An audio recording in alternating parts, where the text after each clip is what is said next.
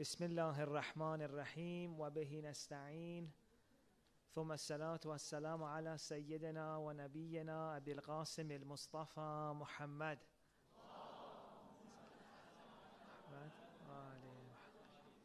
وعلى آله الطيبين الطاهرين.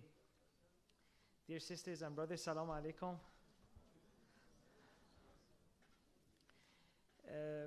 It's really a pleasure and honor for me to be among you today, and I really am very grateful to the organizers for organizing this, to every single one of you for coming, and also to God for allowing us to have tonight. I have echo now, makes me look more professional, but I think I'm fine if it's okay without echo. I become serious if you give me echo. I take myself too seriously. I hope tonight, inshallah, it's a very fun, informal night. I'm not a very formal person, although if you take me seriously, suddenly I take myself too seriously or bad things happen. So I hope, inshallah, we can have a very light, informal session about the most beautiful topic in the world, our loving God. So the topic, as you can even see on that beautiful thing over there, is finding God in our life. Oh, it's perfect. Thank you. Now I really enjoy listening to my own voice. The topic is finding God in our life, and alhamdulillah, it's being structured tonight in a very beautiful way. So we'll have 3 sessions. It's going to be a short talk. Then we'll have an interactive session in which we get to hear your thoughts on certain questions. And then at the end, we'll have our Q&A. I thought so much about what should I speak about tonight. And what I've decided was maybe it's best to talk about 2 ways of getting to know God. Unfortunately, by the way, God is one of the most misunderstood beings in the world. And I don't think there's anyone in the world who has the worst PR than God. And the problem is that God's public relations, God's PR is done by people who believe in Him, and we're really not doing a good job of introducing Him to the world, even to ourselves. One of the challenges that we have is that so many people are speaking to us about God who in their own life maybe they haven't found the beauty of God. Someone like me. And that's the shame. God can either be a word in a book or a reality in our life. And these 2 gods are very different. We have many ahadith, even by our own Ahlalbait, that they tell us that be very careful. You can either be in relationship with the real God, or maybe you create a God in your own mind and you worship Him or you hate Him, or you can have all sorts of relationship with this God you create in your mind. We have a hadith literally in which the Imam says, for many people, the God they believe in is not the real God, it's just a God they created in their own head. Whether those who worship Him, this could happen to Him, or those who hate Him. There are many people who hate God, and when you ask him, why do you hate God? They say, well, this God is ordering people to do bad things, terrible things, violent things. I'm like, well, I don't believe in that God either. But who told you God is like that? Right? I remember one of the greatest scholars that I really respect, the students of Allama Tabatabai, said that Tabatabai, someone came to him and said, I don't believe in God. He said, okay, why? Tell me. He said, yes, God does this to people, gives them suffering, hurts them, makes people angry. And then he was expecting this scholar to get very upset. Oh, you don't believe in God? How dare you? But what he said was like, the God you're describing, I don't believe in Him either. Asan, it's so good you don't believe in Him. How could you believe in a God that hurts people? How could you believe in a God that makes people these kind of things you're describing? But the reality of it is that for many people, God is like that. We don't have a proper understanding of God, and as a result of that, we are really missing out on so much fun. God can really change our life, but the real one.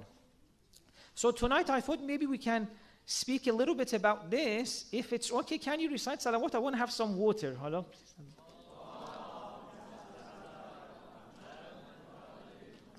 One of the most fun things about giving a lecture is drinking water. It's so nice.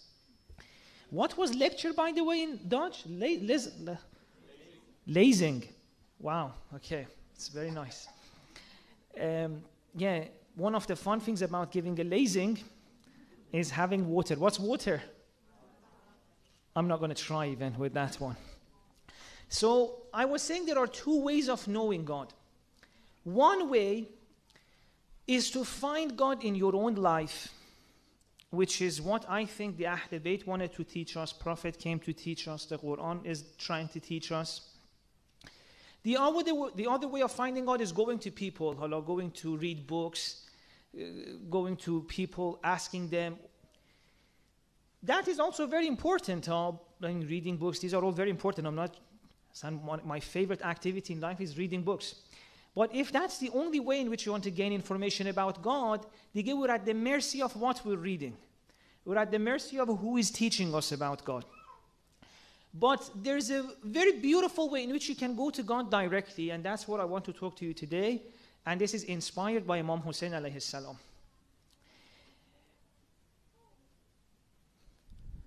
In Dua Arafah, Imam Hussein has a workshop of how to find God in your life. And he starts by saying, see, God is not a third person out there that you have to one day please or one day see what he will do to you, right? Because for many of us in religion, the view they give us of God is that for now you're 50, 60, 70, 80 years in this world, you do certain things. If you're a good person, you'll go to heaven. If you're a bad person, God will send you to hell. That's all they've taught us. And if this is the God we're dealing with, he's a God who's absent from our life.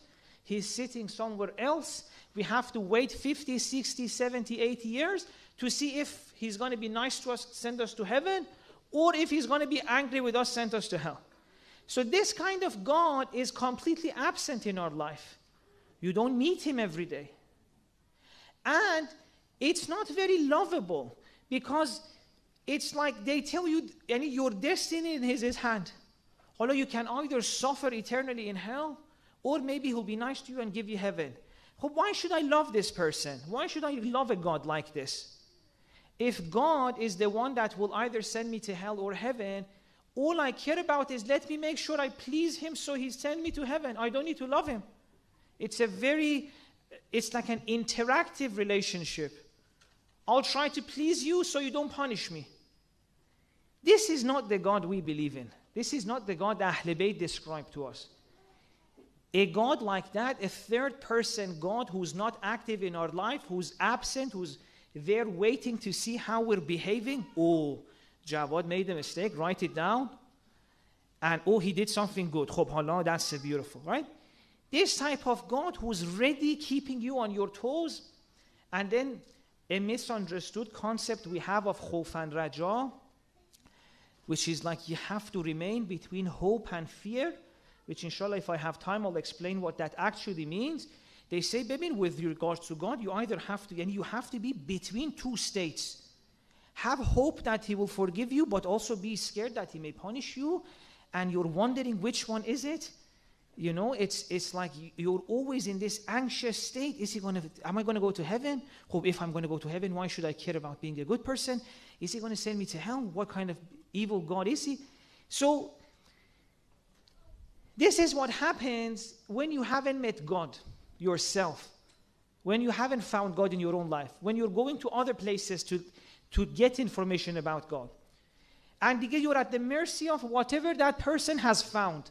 This is one of the problems, for example, we have with our understanding of Quran, ahadith.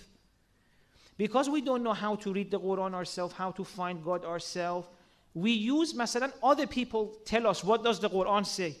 And many people here themselves, if they open the book, they don't know what they're dealing with. Right? They see, masalan, there's a story, then there's a few ahkam, then this. What is this book telling you? Because we don't know ourselves how to benefit from it, we go to others. Although no matter what situation they are in, it affects us. This is why you see some people who go to the Quran, they become the most ugly, angry people. Asan they say we're doing things in the name of God, ki asan every human being hates. Or you see some people go to the Quran, they become judgmental. Some people go to the Quran, they become beautiful. What is the situation here? Why is it that some people, when they go towards God, they become beautiful? Some people go towards God, they become angry, they start hurting others. What is all of this happening? It means that people are not going to the real God. Many people. God in the Quran himself says, if you want to get to know me in a real way, go to someone who has passed a few tests.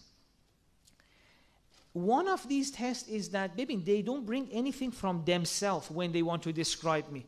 No, they have met me, encountered me. They give you the real information. Because otherwise people will make up something in their mind and sell you in the name of religion. According to us, these people are the prophets, the Ahlalbait. And this is why one of the things I always emphasize on is that if you want to, the first priority for every Muslim, for every person, is to fix their understanding of God. And one of the best places to do that is the du'as of the Ahlalbait. Even if you want to go to the Ahlalbait, go to their du'as first. Because when you read the ahadith, you don't know who the imam is talking to. Right? Masalan, because the ahadith, the way they were formed is like this. A person would come and ask a question from the imam. Based on his understanding, imam would give him an answer. Even you yourself, if you start teaching, you will see that if a 5-year-old asks a question, you'll give them a different answer than if a 30-year-old asks you a question. The same is with the Ahlalbait. If you go to the ahadith, it is a very difficult job to know what they're trying to say, who's their audience. The best way to get the Ahlalbait's understanding of God is in their du'as. Because in the du'a, there is no person in front of them. They're talking to God. So they bring all of they know. And inshallah, tonight we can maybe talk a little bit about this. What do the Ahlalbait teach us about finding God in our life? How are you feeling, by the way, so far? Everything okay? Inshallah, I hope that I am not too much annoying you. But at any point, if you felt like I'm talking too much, please let me know. I'll try to put myself on mute. But tonight, please really relax and pay your special type of attention, because I think this topic really has the potential to change our life. We're missing out on so much. If we really had found God, we wouldn't have any problem, but also you never needed to worry about your children, yourself. How can we bring people towards God? This question, as long as we have this question, how can we bring people towards religion? It means we haven't found God fully. Because once you finally encounter God, once God becomes part of your life becomes so beautiful, people would stand in a queue to join you. God has the power to change our life, to make it so beautiful, as you don't need to talk about Him to anyone. Your life would be so full of miracles, so full of beauty. Our relationships will change so much, we don't even need to talk about it. People would love to be part of it. And that's one of the signs that now we can see very few religious communities have managed to encounter God, because no one is really interested to be part of the religious communities that we are. And I'm not speaking about a specific community, I'm speaking globally. Religious people have really failed to bring God in their own life. And as a result of that, you see many people are not interested. Many people may even want to accept there is a God, but they look at Muslims or other religious people and like, no, if believing in God is equal to this, I don't want it. Imam Hussein in Dua Rafi, let's go there. He says, don't look at God in books. God is in your own life. Where? He says, from the moment you were born. Actually, even before that, God was there in your life. He says, do you know that even the time of your birth was chosen by God? It's all parts of the Araf of Imam Hussein. He says, do you know every single one of you, the moment that you were born, the family you were born into, despite any challenges it may have, it was chosen specifically for you because that's the time in which you could shine the most. That's the family in which you would learn the things you need to learn to become the hero of your story. And don't say, by the way, that, oh, Masalan, my family has challenges, we've got difficulties, why did God choose this for me? I would say, have you not watched any movies? In every single movie, isn't it that the hero usually starts from a difficult family? Honestly, do you remember any superhero movie that initially the first chapter of the stories didn't start with difficulty? And Imam Hussein is saying, even if you were in a family that you had some difficulties, maybe a parent who didn't get you, a father who was angry, I don't know, a mother who was absent. He says, all of this one day will make sense to you. All of these are the characters in the story of your life that is going to become the most beautiful story in the world. So, God, according to Imam Hussein, is the best storyteller of the world, and every single one of us, we are a character, a superhero, and He is helping us write the story of our life. From the moment that we were born, from the family that we're born into, all of these are out of love, chosen for us to shine the most. If I was in your family, I couldn't have been who I am. If you were in my family, you couldn't have shined. The time of our birth, the place of our birth, every one of these is chosen by a beautiful, loving God for us to shine. Then Imam Hussein says in Dua Arafah, okay, now you're born into a family. God is the one who puts the love of you into the heart of your parents or caregivers or whoever took care of you so that they would come and be there for you. Yani Imam Hussein says, if you want to find God, look at the love your parents gave you. That was coming directly from God. You don't need to look for God in difficult places. No. Anytime your parents showed you love, that was God trying to show you love. And any time that your parent failed, although they're humans too, is that God wanted to share love with you, God wanted to send love with you, but they had a shortcoming that they didn't manage to become good channels. God wanted to show you much more love. But it's just that people around us are human beings. We are human beings too. When we become parents, God wants to show so much love to our children through us. But sometimes we get tired, things happen again. We're trying our best. But Imam Hussein is saying, maybe your relationship with God started before you were even born, before you even had a name, God loved you. Then you came into this world.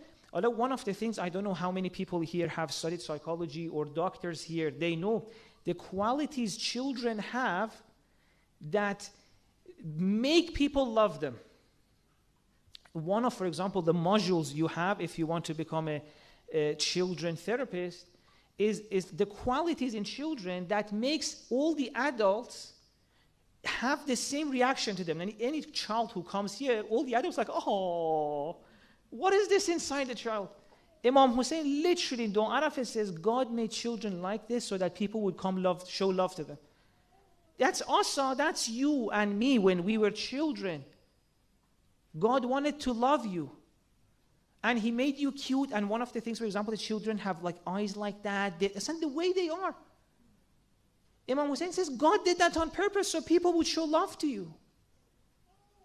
And then it's very beautiful. The story goes like this, that people came, as long as you're children, you can't take care of yourself. You know, the human baby is one of the most vulnerable babies among animals. Many other animals can take care of themselves, but the human baby needs the longest time of care. So in all of this time, Imam says, God put people around you who would take care of you till you slowly reached an age in which you could understand things, you could talk.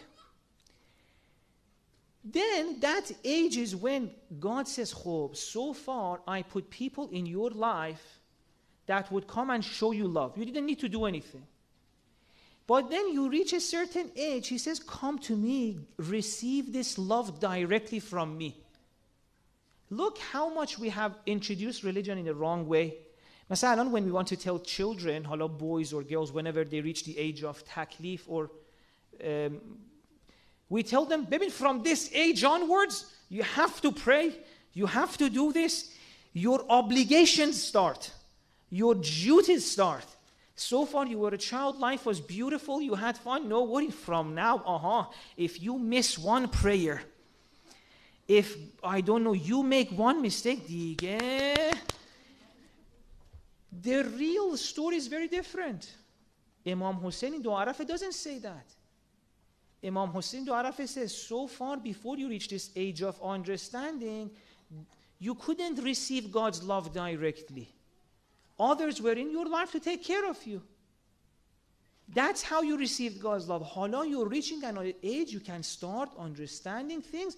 Now go to God, receive that love directly from God. Why do you want there to be anyone between you and God? So according to Imam Hussein, religion is not a duty, obligation you have towards God. In fact, Imam Hussein and all the Ahlalbait says in their du'as, God, whether I worship you or not, it doesn't make any difference for you. God doesn't need our worship. And let's say we all stop praying, we all stop doing the things we do. What's going to happen to God? Nothing. Literally nothing. Anything we do is for our own benefit. And I'm not going to come here and tell you it's for your own benefit whether you feel it or not. No, no, no. In fact, I'm saying you should feel that it's good for you. And if you don't feel that your prayer is good for you, if you don't feel that reading Quran is good for you, it means there's something missing. It means we're not doing it right. The Ahlalbait tell us, the Prophet tell us, you go, you do religion in order to feel God's love. Till a certain age, it was given to you by other people. Now it's the time you go and get it directly. And do you know what's the most important problem we have in the world right now? People don't feel loved. And most of us sitting here, you know, one of our main problem is that we don't feel appreciated. We don't feel heard. We don't feel seen. Sometimes we may get lucky in a relationship. Someone respects us. Someone hears us. But even with them, as soon as they become a little bit busy with something else, we're like, hey, why is no one paying attention to me? Do you see how grumpy we all are? Most of us, when we become adults, we go to the street, again, no one is having fun. Look at the children. They're having fun, they're playing, running around. Even after they cry, 2 seconds later, they get up again. But look at us as adults. Do you remember when was the last time you had 24 hours of happiness, excitement for life? And you were not on any substance, by the way. No, naturally, 24 hours of joy. It's very rare. Why is that? Oh, we don't feel loved. We don't feel appreciated. Every single problem humanity is facing right now is because they don't feel loved. From crimes, from wars, let me tell you a story. There was a person who had committed a series of murders. Very terrible story. He was about to be executed because it was one of these countries where they would execute the murderers.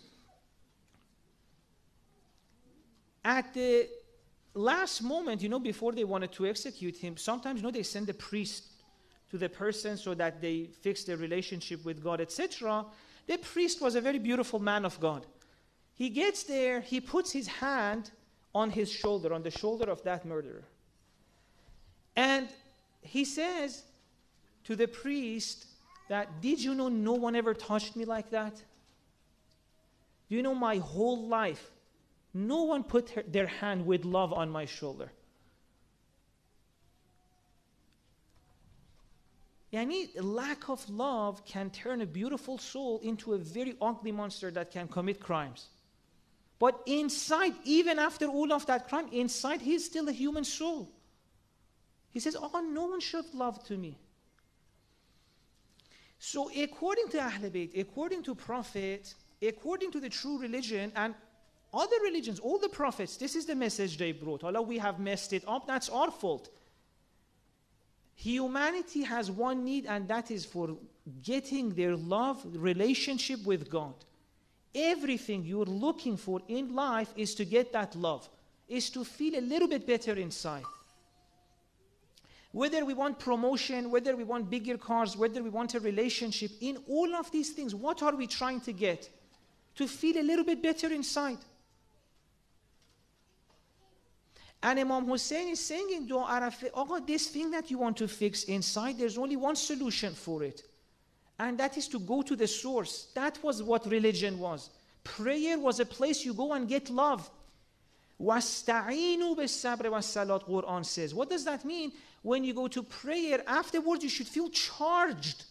Now how do we pray? It feels like a burden. Let me go pray, get it out of the way so that we can have fun. Right? Oh, obviously, because we don't know what we're doing. Yani, we have turned a love story. Religion is a love story. We have turned it into a dry duty. Even, for example, Masalan, I've heard some people when they want to do tafsir of Quran, they say for the Prophet, Salatul Layl was wajib. Prophet had more, because he's a prophet, he has to pray more. That way, why would anyone want to be prophet? And why are you saying it's a bad thing? Because he's a prophet, he has to do this thing, prayer more. That's how they say it. And there's a few surahs in the Quran in which God says to the prophet, but they translate it like this: Prophet, wake up in the middle of the night, Allah, either this amount of it or that amount of it, and you have to come and worship me. This is how they say it. Allah, you go to the Quran through the lens of the people who know God, and what do you see there? God is telling the Prophet in these surahs that this is how they tell us. Okay?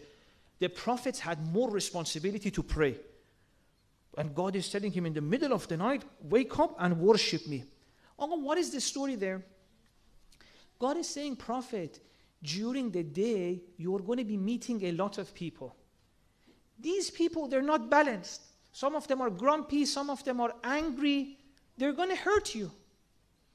And we know, you have heard the story of how they treated the Prophet. They would throw stones at him. They did not accept him. They were not very kind towards him, especially in the early period. So Quran is telling Prophet, you're going to be dealing with these kind of people, people who are not very happy, people who are not balanced. In the middle of the night, come to me. Let me give you so much energy. Let me fill you with so much love, because next day you have so many people that are going to be needing this energy from you. Come to me, let me fill you with energy. Then during the day, no matter what they do to you, nothing can shock you. Why is it that the Prophet was so beautiful? Why is it that when they threw stones at him, they would pray for them? Why is it that the person who would throw rubbish on the Prophet, that day when he didn't throw rubbish, the Prophet said, where is he? I'm worried for him. How can a person be like that, even though we're not like that, even with our children sometimes, or with our own partners? Haven't you had days sometimes that you just can't tolerate your partner, even though you wanted to? They say the smallest thing, Masalan, they're driving, they make one mistake, and you're going to be 2 minutes late. Like, oh, you silly, you made the mistake again? Now we're going to be 2 minutes late. Or, Masalan, why did you put my phone there? Why is it that it's so difficult for us sometimes to be beautiful, to be loving? Why is it that we get grumpy? But the Prophet was nice to people who would even throw stones at him. The answer is this: oh, go get love. You need love. If you don't get love, you become grumpy.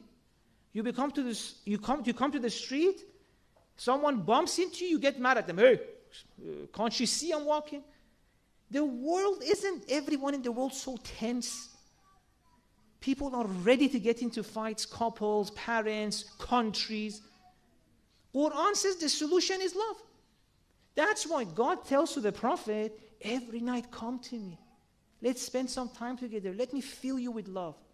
Let me give you so much energy that no matter what happens in the day, no one can bother you.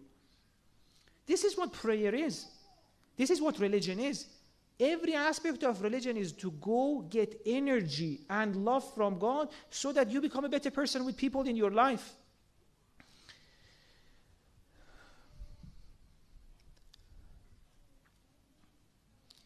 So till a certain age, people showed love to us, but once we reach the age in which we can talk, the age in which we understand, religion starts.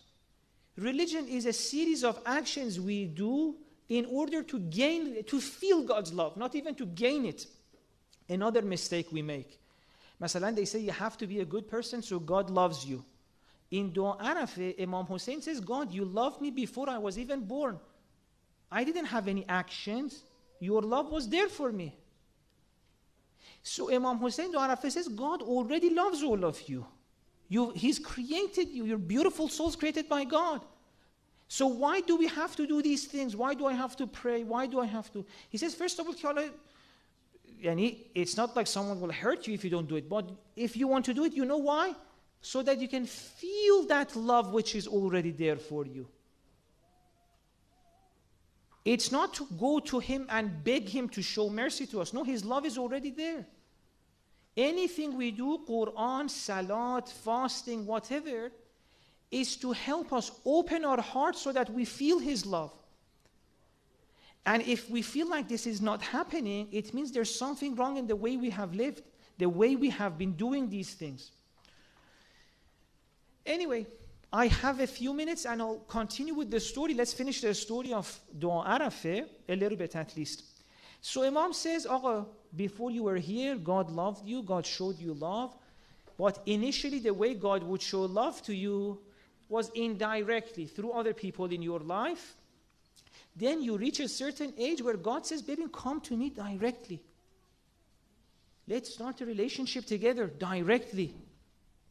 And then Imam says, in this relationship, it takes you time for it to happen. It's not like from the first day that you say, I want to pray, then suddenly it's relationships. No, you're going to make so many mistakes. But Imam Hussein says, even when we make mistakes, God is the one who covers it for us. God is the one who gives us second chances. God's love doesn't stop when we make mistakes. Ya man usiya fasatar. Even when you make mistakes, God hides it so others wouldn't know.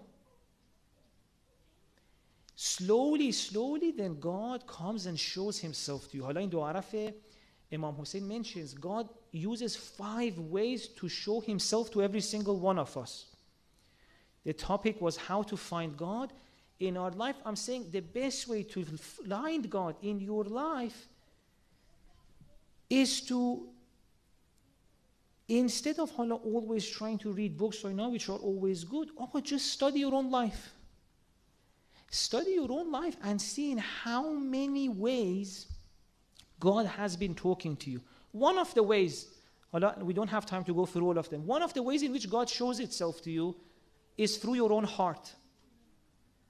Hasn't it happened to you that sometimes something happens, you do something either bad or good, afterwards you get a sense inside, I shouldn't have done that.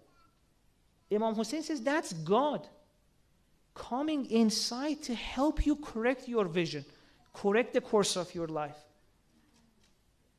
It's very interesting. In the Quran, in Surah Shams, God makes almost 11 qasam. I swear by the sun, I swear by this, I swear by that. God, what are you trying to say? He says, inside every single one of you, I talk to you directly. Why do you have to keep swearing by different things? I swear by sun, I swear by this. Because he says you don't accept it. I keep coming to your own heart, directly talking to you, but when you want to know about me, you never think that you should look at your own heart. You should find me inside. It's so difficult for us to accept it, that God is so close to us. God is not a third person reality out there. إِنَّ اللَّهَ يَحُولُ بَيْنَ الْمَرْءِ وَقَلْبِ. God is between you and your own heart. And inshallah, tomorrow in the self-knowledge one, we'll talk about that more. So one of the ways in which Imam Hussein says you can find God in your life is to listen to your own heart. Have some time in your day, in your life, that you sit down and be like, what is my heart saying? Then there is life events. Imam Hussein says sometimes through your life events, God shows himself to you. Masalan, every one of us, probably especially those who have lived a little bit more, have stories like this that they can share. God,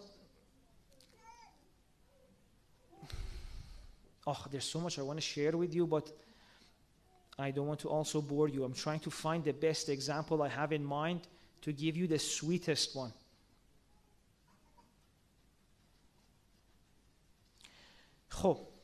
Let me summarize today and share one example at the end, and we'll go to the second section with your permission. In order to summarize today, I want to say this. There are so many ways to find God. The best way is to look at how God wants to show himself to you directly. Every single one of you, God is paying specific attention to every single one of us. He is trying to show you in your own life. Everything happening in your own life is God trying to find a way to show himself to you.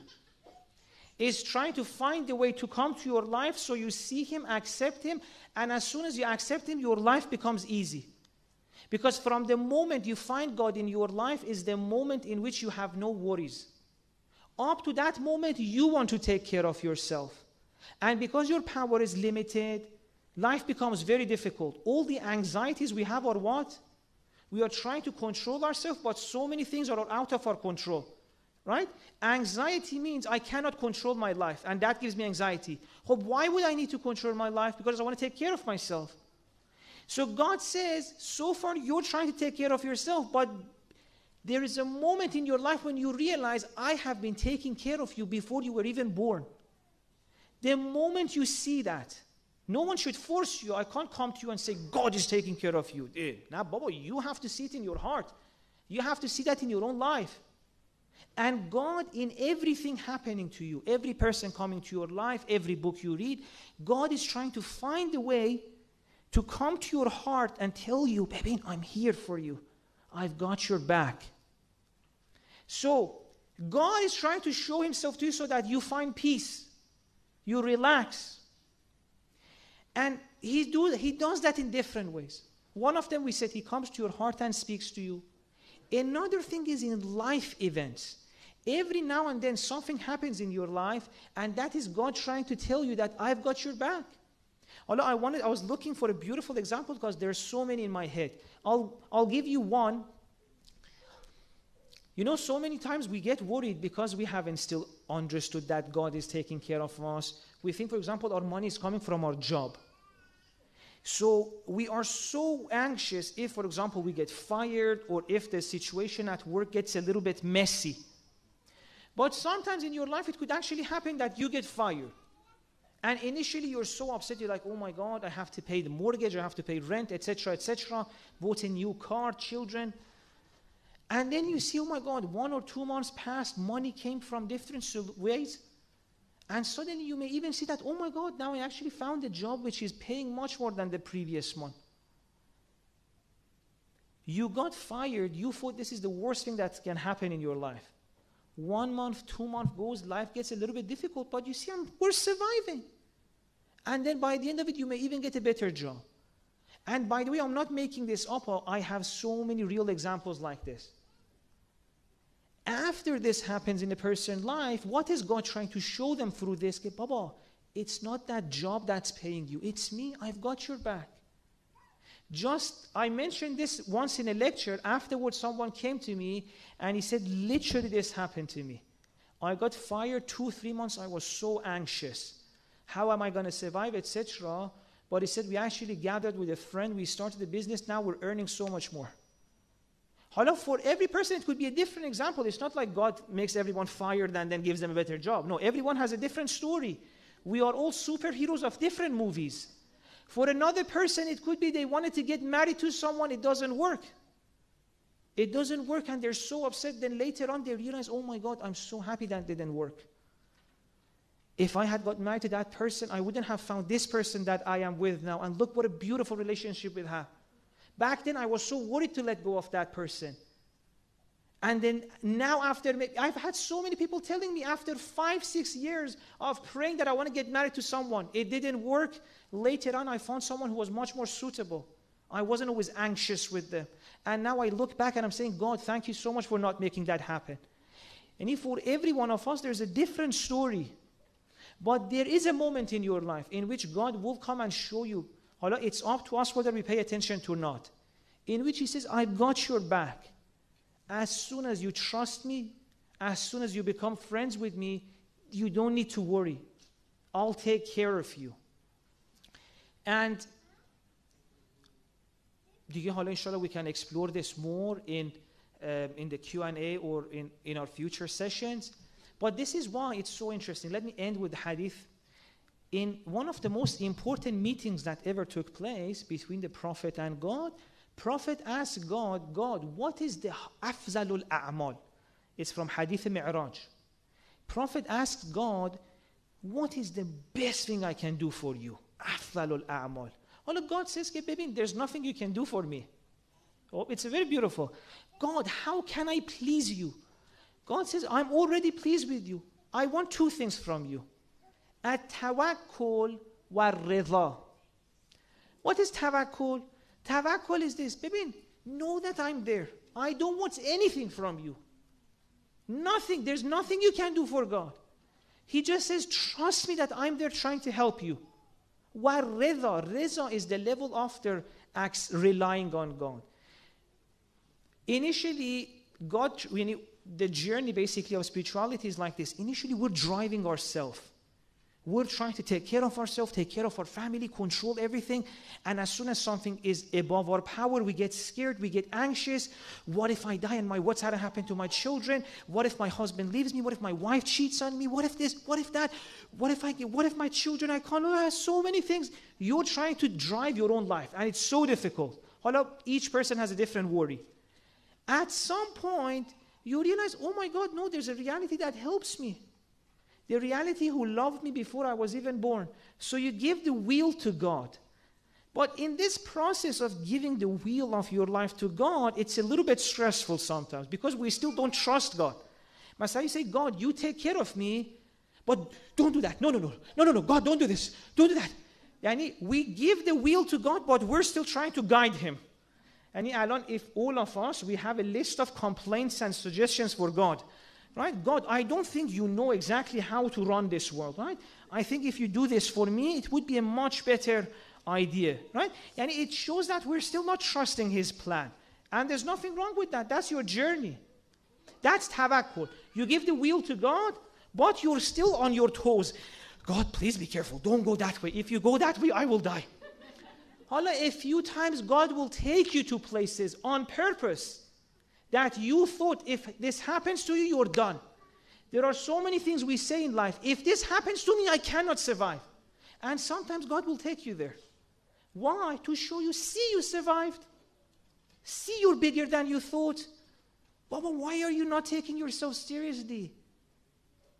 After a few times in which God takes you to places you didn't want Him to take, and you see, I survived it. I thought without this person I'm nothing. Look, I'm still here. I said I'm better without them. Then you see, oh my God, not only you trust God, but you start trusting yourself. Oh wow, look how great I am. I thought without this person I will die. I thought without this job I cannot survive. Now it seems like I'm much bigger than all of this. Then people will come to you, relation, job, everything will happen. But you wouldn't be dependent on anything. You would realize you're bigger than everything. Yani God will give you everything at the end, relationships, money, everything. But it's much better to have it when you're not always scared of losing it. You're not always scared of it. If it goes, you'll die. As soon as you have that relationship with God, that's ridha. You've given the wheel to God and you're no longer worried. You're relaxed. And I think, inshallah, this is good. I think this is a good place to end. With your permission, should we? Hope, may God, inshallah, help us to find Him like this. And I'm not forcing you to accept this. Your journey in life is to see this in your own life, not now. Whenever it's your own time, you will accept it in your heart. Let's end this session with the salawat. We'll go to the next part whenever they tell us, yes? Please with salawat. Allahumma salli ala